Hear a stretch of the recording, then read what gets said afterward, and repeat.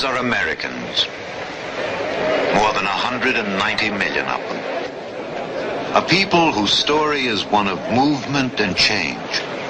A record of migration that is unique in history.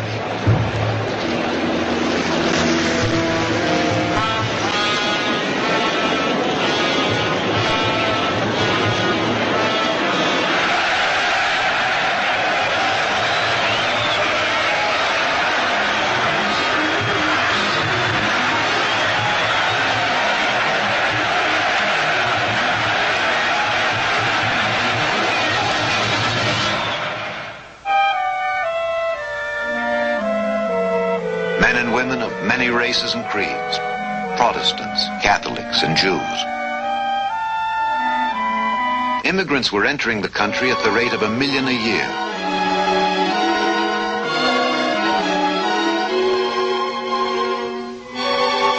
Of these latecomers, many lacked the means to make their way beyond the ports of arrival.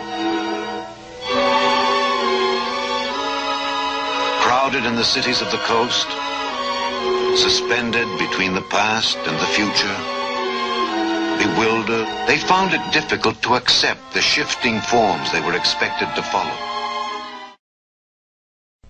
Jews and Catholics both arrived on the scene at around the same time, largely as a result of the huge amount of migration that took place over the last part of the 19th century and the first part of the 20th century. They both arrived at the time when the Protestant ruling class had simply lost its nerve.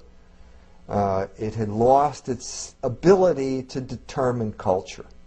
You can see something like an artifact like The Great Gatsby as an example of this. Tom Buchanan is talking about, you know, those people are taken over. You've got to read Stoddard's book about race and this type of stuff. And you have the Gatsby, the Jew, and the narrator, or Fitzgerald himself as the Catholic, both looking to the WASP as the kind of paradigm to emulate at a time when the WASP itself is not really sure of this anymore. A lot of what I'm saying here is taken from a book recently published, Andrew R. Heinze, Jews and the American Soul, Human Nature in the 20th Century, Princeton University Press, 2004. Heinze says in his book that psychology provided a perfect focal point for a culture clash between Jews and Catholics as they moved from the periphery toward the center of a society traditionally dominated by Protestants. For many Jews, psychology and Freud represented a path toward a more sophisticated, cosmopolitan America. For many Catholics, Freud signified a heretical departure from fundamental religious values. Now, in his book, the culmination of this conflict comes with Archbishop Sheen and Clare Boothe Luce after World War II. Archbishop Sheen was a huge presence in 1950s America. He had a show, a television show, where he went toe-to-toe with Milton Berle and beat him in the ratings all the time. He was having a huge effect on the culture. Large numbers of Americans were converting to Catholicism at this point. It was a huge cultural battle, and by the 50s, the mid-50s, it focused on Sigmund Freud. Sheen gave a sermon at St. Patrick's at which he talked about Freud and the confessional, and basically talked about psychoanalysis as a secularized version of the confessional. It caused a huge stir. There was an article in the American Scholar which accused both Fulton Sheen and Clare Boothe Luce of being anti-Semites because they don't like Sigmund Freud. Now this is a state-of-the-art battle here that's going on here. What we're talking about here is a takeover, a redefinition, just as Fish and Derrida decades later would engage in a redefinition of discourse. The Jews at this point were engaging largely through the use of Sigmund Freud in a redefinition of the soul. Now, I mean this in a perfectly literal sense. We're talking about psyche, the Greek word for soul, and so therefore we're talking about psychology, which is the science of the soul. Now, this is classic psychology. Okay, this is Greek. And in Greek, it goes all the way back to people like Euripides and Plato. The classic definition of the soul, or the image of the soul, was the rider on a horse. The rider was reason, the horse was passion, and in many ways the bridle was the will. And so you had the tripartite soul: reason, will, passion, logos, ethos, pathos. And that was the right rule. Reason ruled passion the way the rider rode a horse. What happened over the course of the 20th century is that was inverted. In other words, we had a revolution in psychology that paralleled the later revolution in hermeneutical thought. What you had to do was, in effect, redefine the soul so that it lost all of its, what should I say, Christian characteristics, even though it's only Christian in the minds of the Jews that wanted to subvert it. This is not Christian. This is not a Christian soul. It's the Greek soul. It was adopted by Aquinas and by the Catholic Church, but it's basically a Greek idea. This is what Heinze says about this period of time. G. Stanley Hall had a classic work, and it was known as Adolescence, published in 1904. According to Heinze, Hall's work was, quote, saturated in Christian reference. At this point, what happened was a war like the literary critical wars, but this became a war over who was going to determine what the soul was. The leader in this war at this particular time was an anthropologist by the name of Franz Boas, a Jew, whose assistant was going to be sort of the leading soldier, the sort of the frontal assault on Hall's book, and her name was Margaret Mead.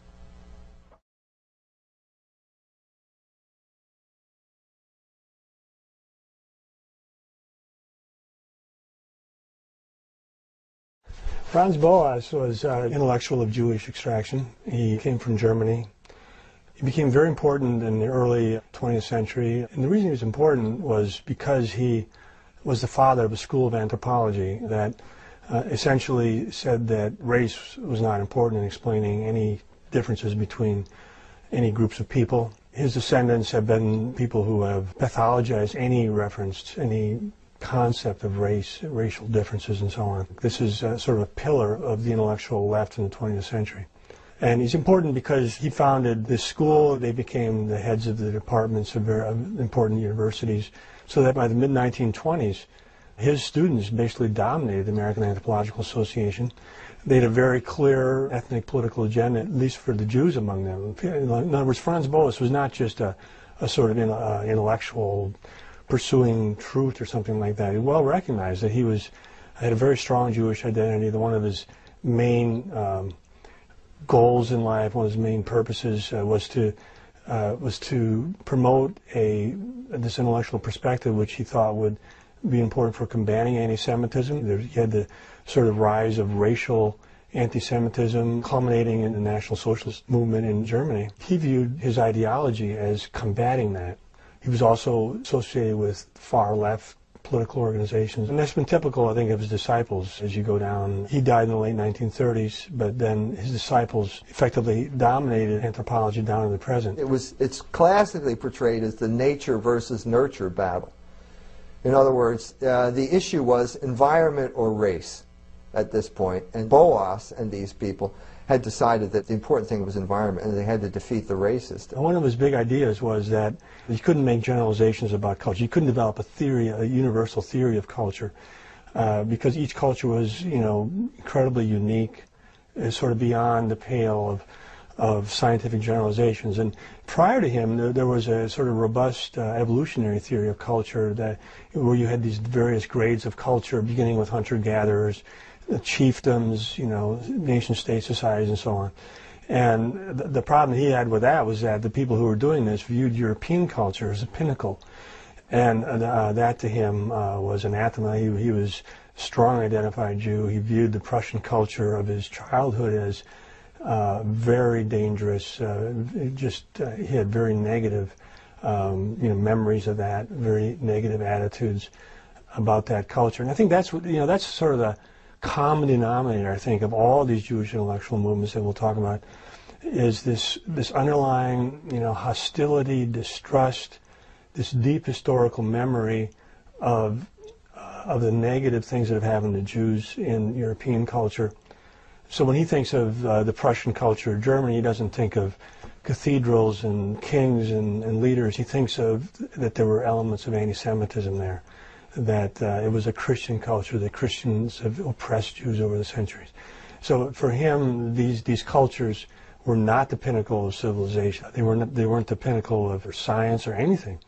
And so as an attempt to deconstruct culture, this is the origin of the sort of cultural relativist movement, that all cultures are sort of equal. There's no way to grade them in terms of even of their technical accomplishments or anything. He had famous disciples, Margaret Mead.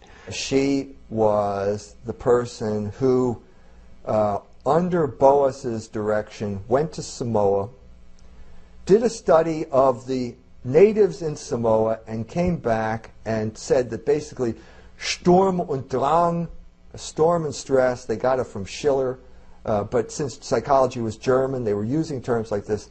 Sturm und Drang during adolescence is only a cultural phenomenon. It's only in America. It's all the result of Christianity. If we eliminate all of these Christian sexual prohibitions, there will be no stress in society. And as proof of that, look at the people in Samoa. Well, the fact of the matter is that it became apparent after the publication of Derek Freeman's book, Margaret Mead in Samoa, an Australian anthropologist. It became apparent that Margaret Mead made it all up. It was one of the biggest instances of academic fraud in the 20th century. She didn't speak Samoan. Freeman says she was just put on by Samoan girls who would giggle and tell jokes and make fun of the round eye or whatever they call these white people in Samoa. And she overlooked a significant part of Samoan culture, which was basically digital rape, was part of Samoan culture. Didn't get mentioned at all. There were also, if the Samoan man sits under a palm tree with the guy's sister, the guy beats up the guy. You can't do that with my sister. And so on and so forth. In other words, it was made up.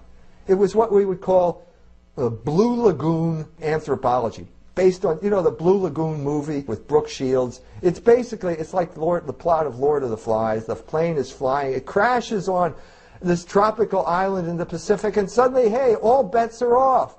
Because all of that stuff you believe was the moral law, that's all bourgeois morality. There's no bourgeoisie here. So morality doesn't have any force anymore, and we can all live like, free and wonderful people. The French had this fantasy. Rousseau was probably the main proponent of it with his idea of the noble savage.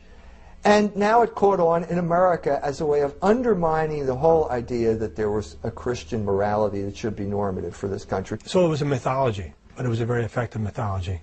Margaret Mead essentially created a mythical anthropology that was accepted as gospel. Again, her writings aren't very important except for the fact that they were promoted and became intellectual gospel, to the point that even after she was debunked and was shown to be a myth, and shown to be false, shown to be either lies or misinformation, that she is still ionized, and people were horrified that her reputation would be called into question. So it's a very powerful thing that anybody who disagrees with all this is up against. It's got a huge inertia at this point. It's very hard to change. These things take on a life of their own. It's a matter of promotion. It's not a matter of truth or reality. It's a matter of leading a movement that has an influence. And so the influence comes not so much from the original person, but from the infrastructure, the publishing houses, the media, the professors in universities who assign Margaret Mead as part of their courses. This is where it achieves a life of its own, and it is seen as true, it is seen as science, it is seen as inviolably correct. And I think the concept of race is very respectable.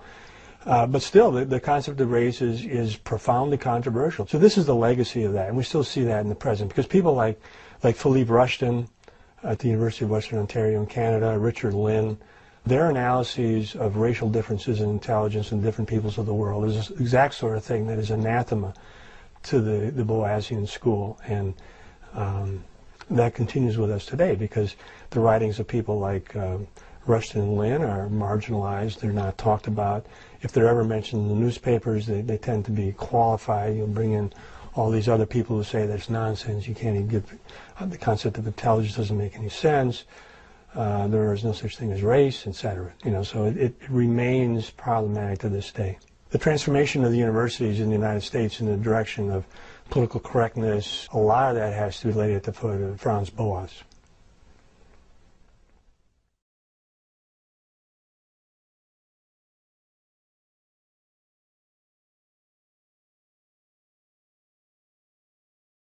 Sigmund Freud is the most famous psychologist of the 20th century. Like Franz Boas, he started a school of psychology.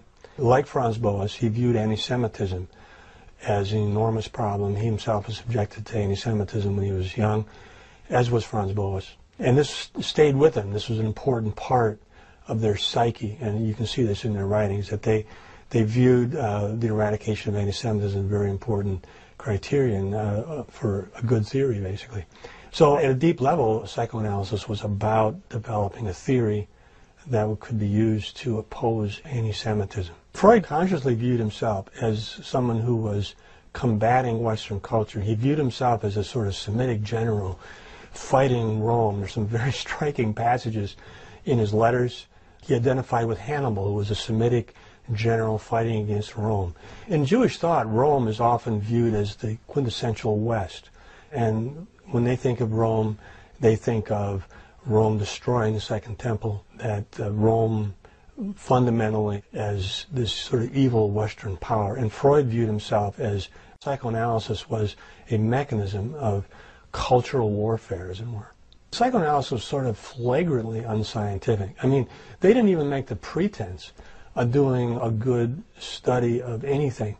At the time, in the early 20th century, the dominant school in psychology in America and England was behaviorism. And behaviorism, even though I'm not a behaviorist at all, what you have to say about the behaviorists is that they had a strong sense that psychology had to be based on experimentation. You had to have control groups. You had to have well-validated observations and instruments. This was completely foreign to psychoanalysis. So, psychoanalysis, even though it made a huge impact on the culture, even though it dominated departments of psychiatry, it did not dominate departments of psychology to anywhere near that extent. And that's because departments of psychology in America and England had the strong empirical sense. And so they criticized psychoanalysis. They went, where's your data? Show me some studies. Even some of Freud's followers, very early on, became disillusioned with it. They didn't see the data. They started to realize that psychoanalysis is basically a set of propositions that are being promulgated by leaders. And if you were a follower, you would simply accept these. If you did not accept them, you were simply written out of the movement. So it was not conducted as a normal science. And that produced skepticism among behaviorists and other American psychologists. So that it never got that extent of domination in psychology. Where it really was important and really dominated was in the area of psychiatry. Psychiatry became dominated by the Freudians, but that has disappeared because of the rise of biological psychiatry. I mean, nowadays, when psychiatrists think of depression, they're much more likely to think about what drugs you can use, what parts of the brain are involved in depression. Of course, we didn't have that back in the early 20th century, and so psychoanalysts could say anything they wanted about depression or neurosis. They could make up stories about repressing sex or whatever story they wanted. And that was pretty much accepted. And then you'd bring patients who had neuroses in, you'd talk to them, and hopefully they got better. Maybe they didn't. Mostly they didn't. A kind of quack from Berlin invited Freud to come to Berlin and visit with him. And Freud wrote back and said, I'd like to come, but I'm afraid my patients will get well in my absence.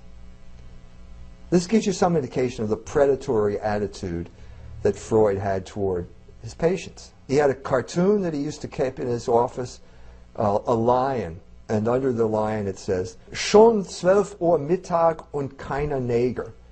It's already noon and no Negroes. In other words, I'm hungry, I need a Negro to come in here, I need to eat the Negro. Well, what's the Negro? Well, that's the patient. And so the best example would be Horace Frink, this doctor from America. He wants to be a psychoanalyst, so he shows up with Freud, and during the course of his psychoanalysis with Freud, he says, I have this sexual attraction toward my patients. Isn't this bad? I mean, isn't it bad if you screw one of your patients? Isn't that unethical? Not to say even beyond the fact that you're married to someone else. Well, what does Freud say? Well, no, he didn't think it was a bad idea. As a matter of fact, he urged Frink to dump his wife and marry this woman because she had a lot of money, and then give a significant contribution to the Psychoanalytic Society. I mean, this is outrageous. This is an outrageous conflict of interest, an outrageous abuse of the whole idea of medicine, and certainly an abuse of what psychiatry is. And Freud himself was involved in it.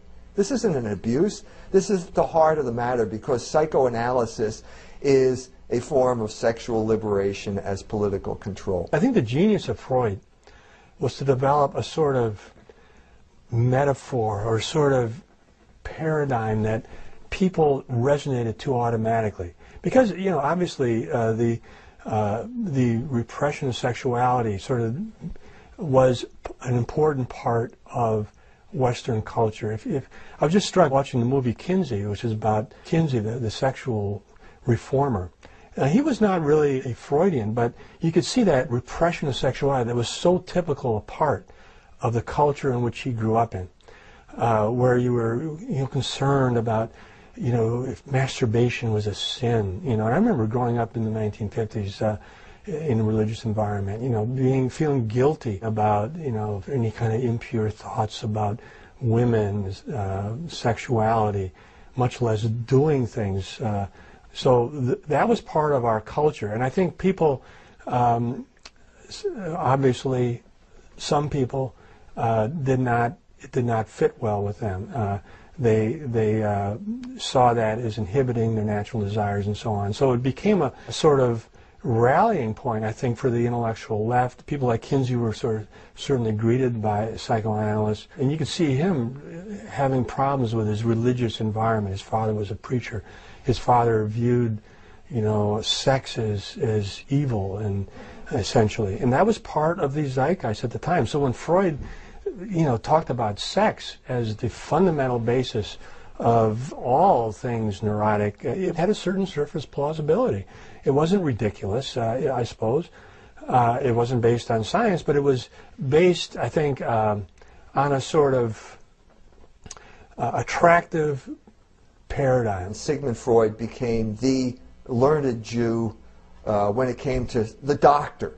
In other words, you got a problem, go to the doctor. The doctor has science, the scientist will cure you.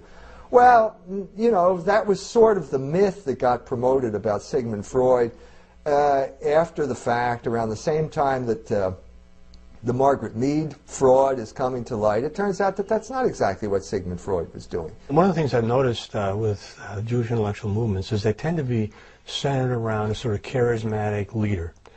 Certainly Boas was that way. Freud was that way to the max. I mean, he was the quintessential guru with devoted disciples who were centered around him.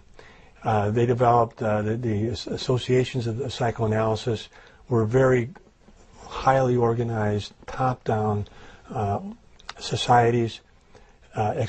People who dissented from these doctrines were excluded.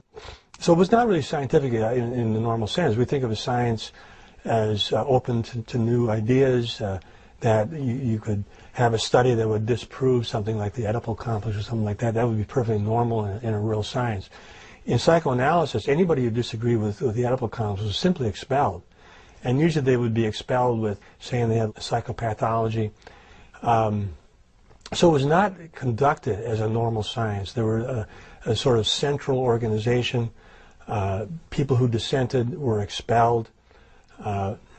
People who were on board were admitted, and but there was a sort of pecking order. If you were close to Sigmund Freud, if you had personal relationship with him, if you had been psychoanalyzed by Freud, that meant you were very close to the top.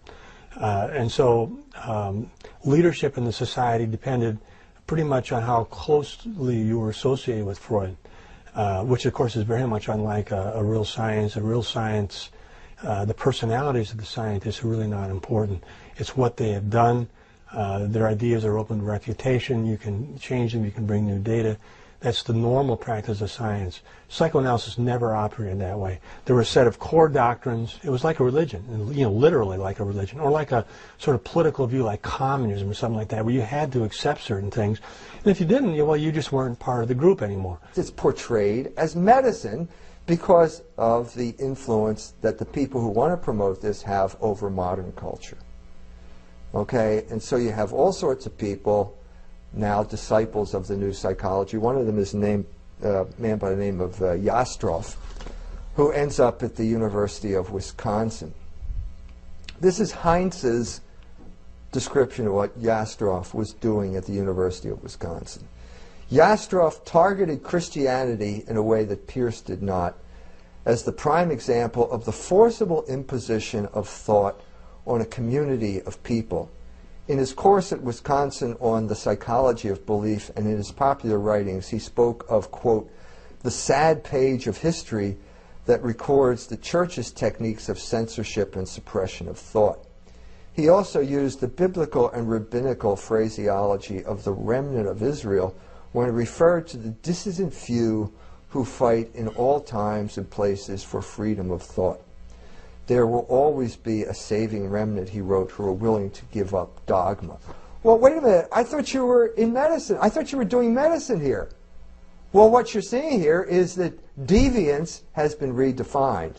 It will be redefined over the course of the century, and what used to be a sin is now a virtue. For example, homosexuality. What used to be an aberration is now normal, and what used to be normal, namely, let's say, the revulsion at homosexuality, is now a thought crime under the regime of political correctness. So a student at Temple University, my alma mater, who objects to the production of Corpus Christi by the university, was dragged out and taken to the psychiatric clinic at Temple University Hospital for objecting to a blasphemous homosexual propaganda play.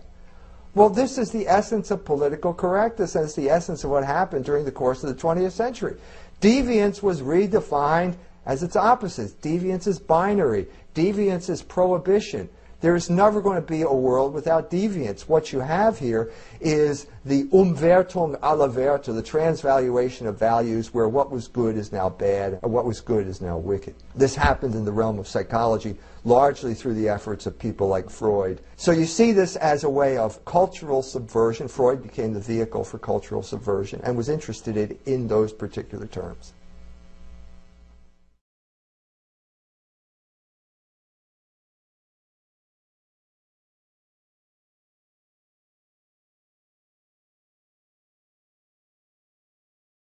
The Frankfurt School started in the 1920s in Germany. It was composed entirely of a group of Jewish intellectuals associated with the University of Frankfurt in Germany. They were certainly part of the intellectual left and seen that way in Germany. When Hitler came to power, he dissolved them.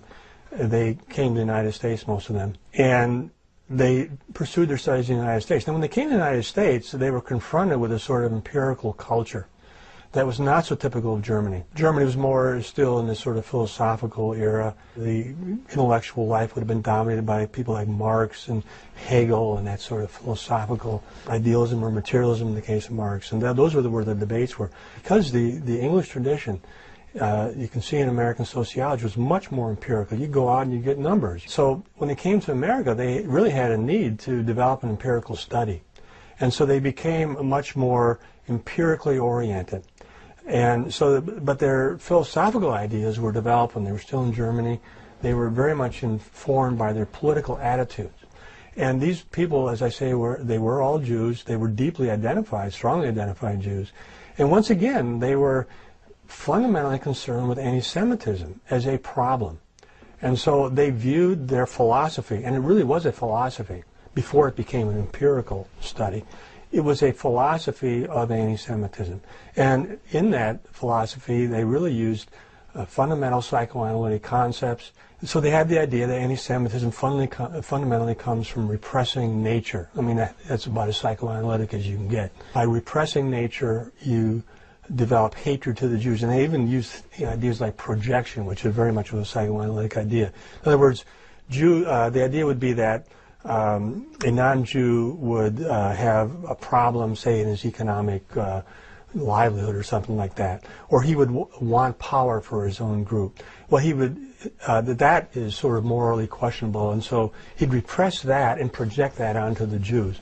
So the Jews would be seen as lusting after power and as oppressing Gentiles, when in fact, according to this theory, it was the Gentiles themselves who wanted power, and it was these wealthy Gentiles who would get these people to think that it was the Jews who were the problem, when really they were oppressing the Jews, and they were also oppressing the poor classes of non-Jews. So this was a theory. It was not based on any data.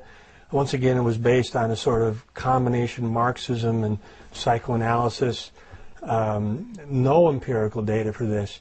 But when they came to America, they couldn't just sell this as a philosophy, because in America you really had to get some data. Psychoanalysis has managed to get by for decades without this, but I think the Frankfurt School felt the need to sort of get some kind of verification. So what they did when they got to this country was they started with the authoritarian personality studies. And again, they got into very elite universities. They're associated with Columbia University, the University of California at Berkeley.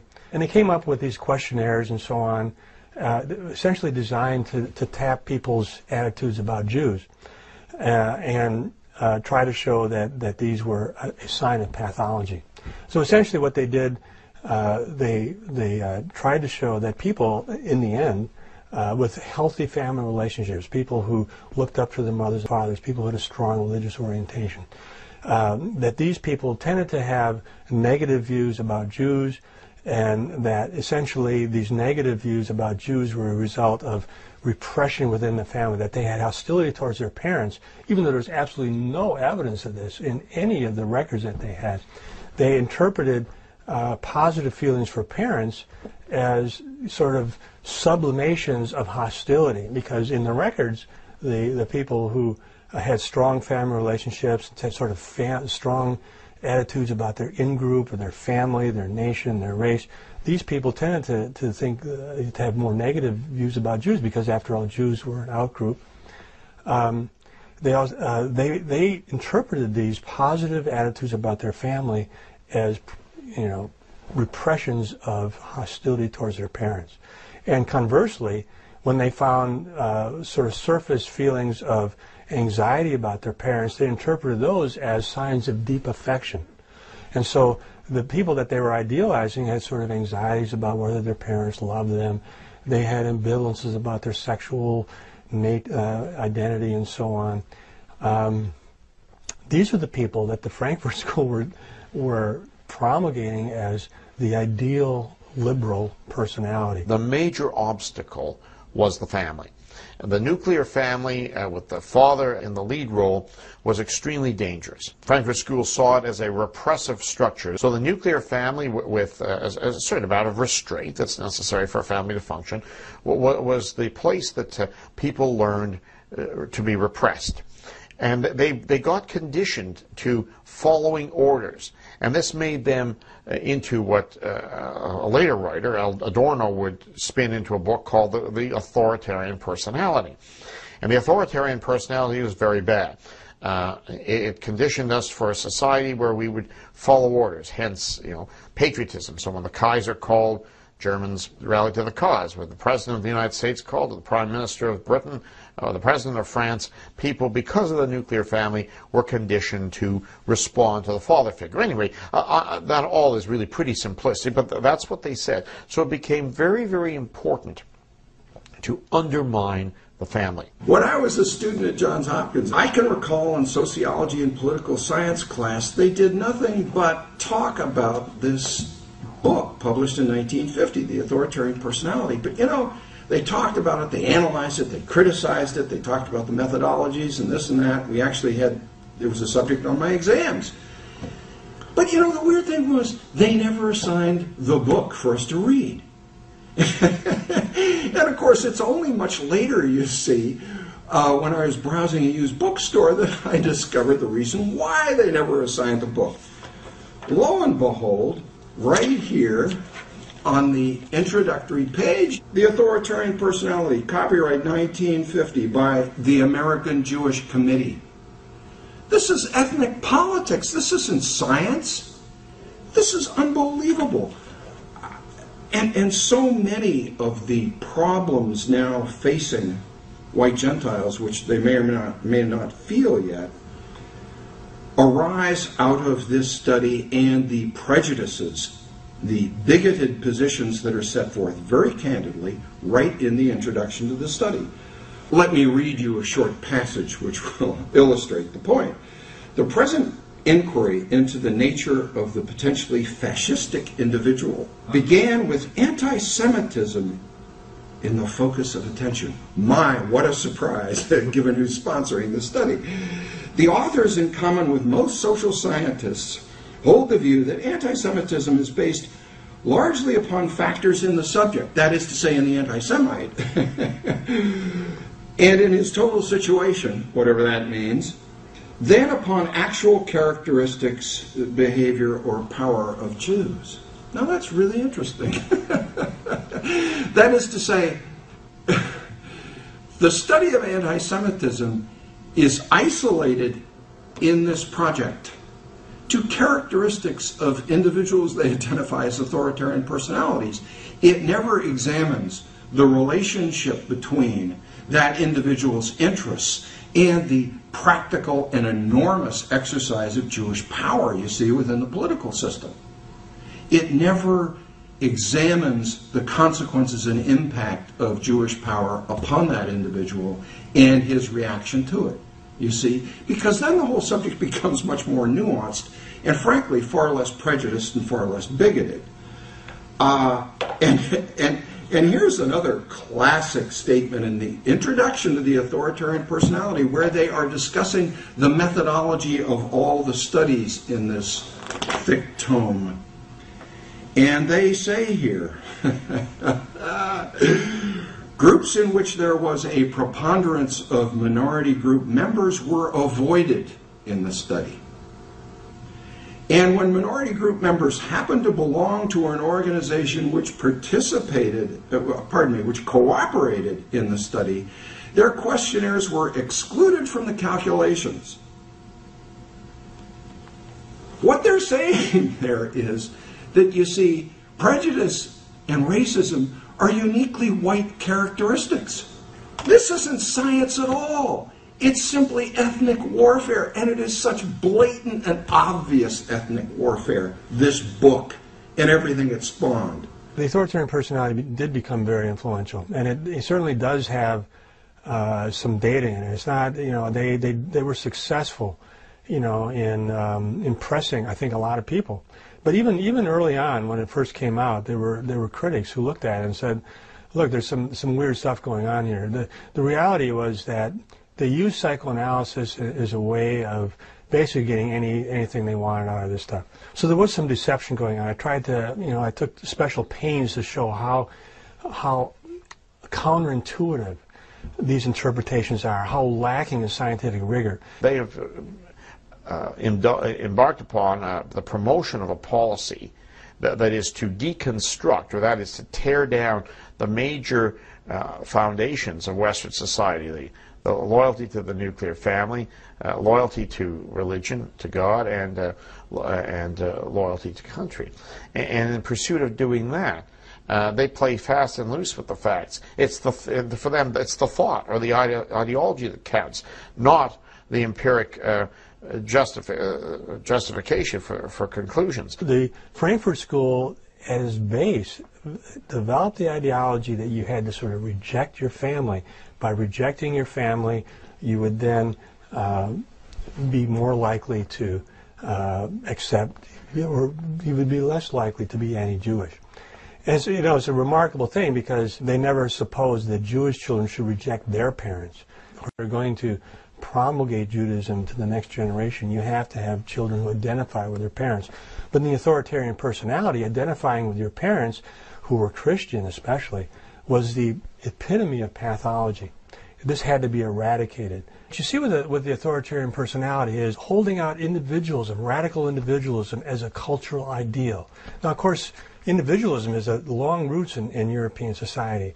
But what you're talking about with radical individualism is giving up all your allegiances. You just become the isolated individual. This is not a prescription that Jews have ever adopted. I mean, if there's anything that is characteristic of Judaism, it's a strong sense of identification with a group. So essentially this is a prescription for the behavior of Gentiles that would essentially make them less likely to have allegiances with other groups. Because from the standpoint of Jews, what is the most terrifying thing is a group of non-Jews united by an ideology where they have a strong sense of group membership and which Jews are viewed negatively. I mean, the paradigm of that would be, of course, National Socialism in Germany from 1933 to 1945. Fundamentally, what Nazism was about was having a strong sense of being a member of a nation, having a strong sense that you're part of an in-group, and these other people are not, you're not on their page, Jews especially.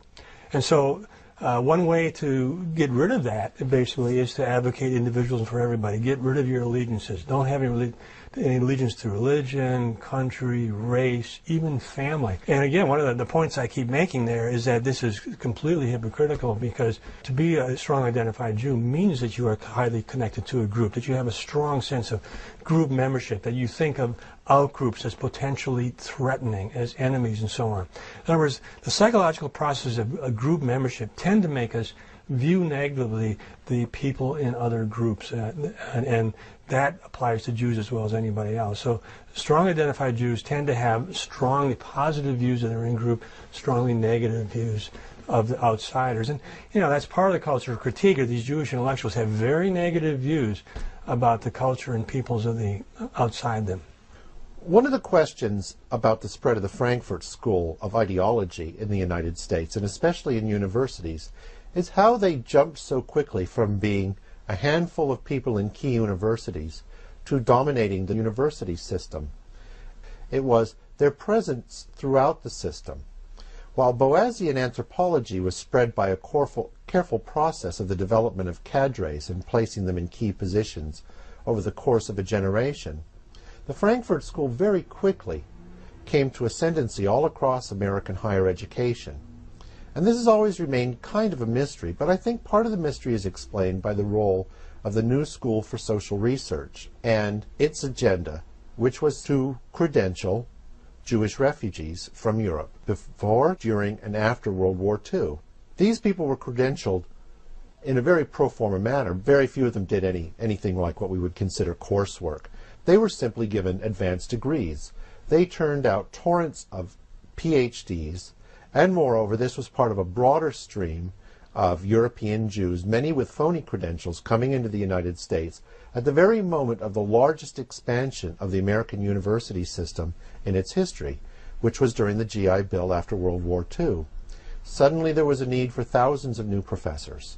And these could not be conservatives because they were still politically risky after World War II. But Jews were considered to be morally pure because of their terrible suffering, and their credentials were never looked at too closely. Suddenly there were thousands, tens of thousands of new professors, and they all held this ideology, which was an ideology that was based on advancing their own interests. It was very influential in the academic community, and it spawned a whole lot of secondary literature, you might say. Again, the authoritarian personality was funded by the American Jewish Committee, and there was a whole spate of books funded by the American Jewish Committee or the Anti-Defamation League. The whole point of these books was pretty much the same as the authoritarian personality. The idea is that majorities must tolerate minorities. They should not be concerned about their own eclipse. That if you are any kind of psychological anxiety that a majority might feel, that they are going to become a minority, and what that might mean for a majority is viewed as, just a psychopathology. It's a medical health problem. We have to try to get rid of it. White Americans basically should accept this, and if they don't, then there's something wrong with you. One place Boasian ideology and the Frankfurt School come together is in their agreement that majorities can have no rights. This arises from the notion that there are no true majorities. So, for example, While Jews may form a cohesive, solid, and long-lasting minority group, the ideas of cultural relativism and of the Frankfurt School act to disintegrate majorities. So, for example, there is no 65% white majority in the United States. There may be a few percent of Irish, a few percent of German, a few percent of this, a few percent of that. The kinds of differences that are created among the majority disintegrated in both of these ideologies. So while they are immune from these kinds of atomization ideologies and practices, they impose these on the majorities. So it's meaningful to speak of the French people and exclude the French. It's meaningful to speak of the British people while excluding the Scots, Irish, Welsh, and English. We see this at every institutional level. So, for example, in law schools, there are interest groups and student organizations for every imaginable ethnicity, except for the majority. Majority students simply don't exist. Now, a white man can be gay, he can be a transsexual, and then he becomes a minority. He has a higher quality as a result of being made into a minority. A white woman can become a feminist, and so she can be a member of a minority. So piece by piece, the majority is simply dismantled. This is the basis of the idea that majorities cannot exist. If a majority exists in the thinking of the Frankfurt School and in the thinking of the Boasians, it is simply not dismantled yet. And yet minority groups, by definition, are supposed to be immune from this, although in practice, only one minority is immune from this process of disintegration. Again, I make the point at one point, that this is never thought about as an ideology, say, in Israel, where you have a very clear ideology. This is a Jewish state. It's going to remain a Jewish state. It has a moral right to remain a Jewish state, and so on. But the rights of white Americans to keep America as a white country with a white majority, where white ethnic interests would be safeguarded, is completely rejected in this literature. I think that is the fundamental premise of political correctness. Basically the idea that white people as a majority have no moral legitimacy to any political power, that they don't have any moral authority to maintain a majority, to advance their ethnic interests, to think of a certain piece of land as their land, essentially, that they would be able to control that, and so on. Again, this is an ideology that you see throughout history, that all peoples have, they've basically gotten a hunk of land and they've defended it. This has been the major, story, obviously, in human history, and it's certainly the case with Zionists in Israel. So it's a normal human undertaking. And yet, with this literature, the whole thrust of it is to call that into question, to say that there is no moral legitimacy, that white Americans should simply accept their coming minority status, and anything else is there's something wrong if you think otherwise. There's something wrong with you. And of course, the implicit idea here is that white people have nothing to fear about a future in which they are a minority, that their political interests, their ethnic interests are met by allowing tens of millions of people to come into the land, that they're going to vote, they're going to have their own ideas about what is a proper foreign policy, they're going to have allegiances to the people that they left behind, as Jewish Americans certainly have allegiances to Israel. So it's a very frightening thing. I think that one of the things about the Frankfurt School is it was always presented as fundamentally a moral issue and a psychiatric issue. And fundamentally, it's about white guilt. I think the big story of the 20th century is you start out in the 20th century, European peoples have divided up the world. They basically run the world. They're by far the most powerful, the most economically advanced, the most scientifically advanced. They run the world. And by the end of the 20th century, there is no moral legitimacy for having any sovereignty anywhere. In other words, European peoples have no moral right to sovereignty over any piece of land anywhere, even in Europe, traditional Europe, because you see the same people who are promoting massive immigration and so on into this country are promoting immigration to Europe and other areas. And increasingly in Europe, you're getting these ideas that there's no such thing as a nation based on a certain ethnic group that is defending their interests and their territory. Instead, there's a sort of, the idea of a nation is simply a proposition, a certain moral set of values and rights and so on. And that's fundamentally what the Frankfurt School is promulgating, especially in the wake of the Frankfurt School. People like Lipset and Rabb were basically strongly identified Jewish activists. They're associated with the ADL and so on. They are writing and basically saying white Americans have no moral right to have a set of ethnic interests that they are defending. I first made contact with the idea of political correctness in the early 90s when my son became a student at Harvard University. And during this time, I was not completely unaware of what was going on in academia because I had been a professor at a college here in town. I sort of knew that there were things that were not good to say, that things helped your career, things hurt your career. But this was the first time that I had come across a phrase that actually summarized that whole taboo or that whole sense of speech code, and it was called political correctness. My son's generation were probably more receptive to it than I was, or more sensitive to it than I was, because they were living under this code every day. And so one of the things they did was form an alternative magazine to sort of the reigning hegemony of political ideas on campus. The magazine was called Peninsula, and in those days we still talked about liberals versus conservative. So all the campuses were run by liberals, and so the magazine was going to be conservative in opposition to these liberals. What it was, I think, was more ethnic than that. It was basically Catholics, and oftentimes Irish Catholics, and oftentimes Irish Catholics from Boston, who felt that their values were simply not represented by the ruling class at Harvard. One of the main areas of contention at this time was sexuality, in particular homosexuality. And so the students at Peninsula put out an issue of their magazine about homosexuality, their protest against homosexuality. I don't remember the title, but I remember the cover page had a pink triangle that was sort of smashed into pieces. So here are these guys, they're going to smash the pink triangle. Well, there was a huge, absolute huge reaction to what they did.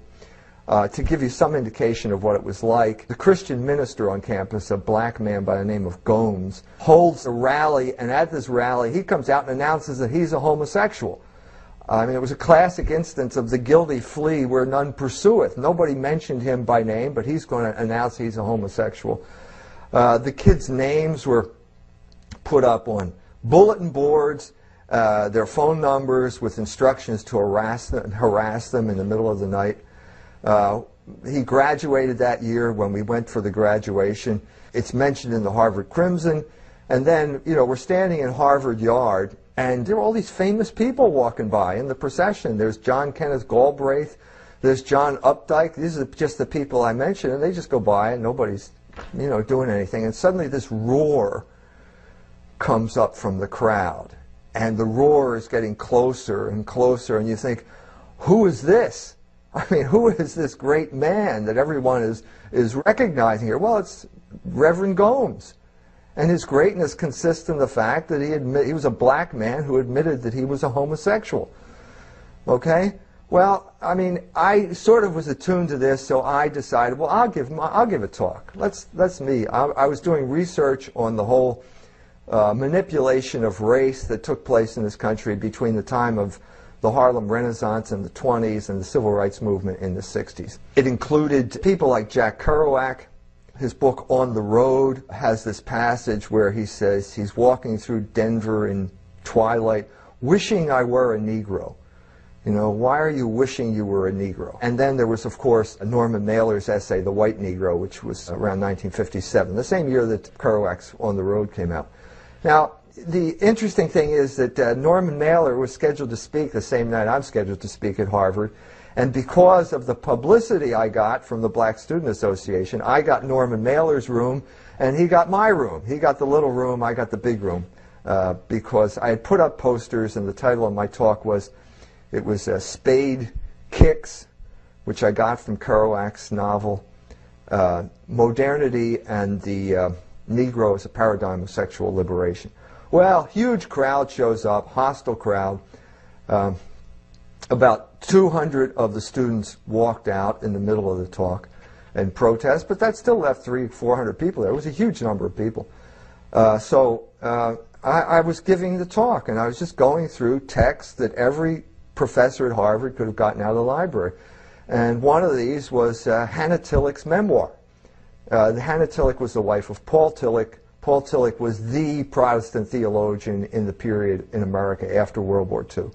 You couldn't go into a college bookstore in the 60s without seeing a copy of his book, Courage to Be, which were a series of lectures that he gave. He was named by Time magazine as kind of the official theologian of America. And here I am reading his memoir from his wife's point of view, and it turns out that he was a sexual degenerate. And not only that, but a kind of racially oriented sexual degenerate as well. He loved to go to places like Small's Paradise in Harlem.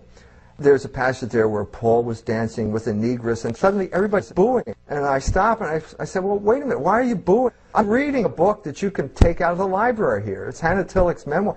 I'm not endorsing this, I'm just reading it. And secondly, you endorsed it because Paul Tillich taught at Harvard. So why are you booing me because I'm telling you what the wife of the guy you hired was really like? What's the big deal here? Well, this was not politically correct. But what does politically correct mean in this context? It means you can't read books in the library? It means there's this speech code that prohibits what? Prohibits what? I mean, I thought that's what we as professors were supposed to do. You know, we're supposed to do research like this. Well, anyway, it was clear that there was a deeper grammar to this discussion, and that it wasn't black, and it wasn't homosexual, that these were sort of the puppets that were out there dancing. Maybe the deeper grammar had to do with social engineering. In other words, using race to achieve certain ends. Do you know what I mean? That was getting to the point where you're not allowed to talk about the guy behind the screen. But there was a deeper grammar that needed to be explicated.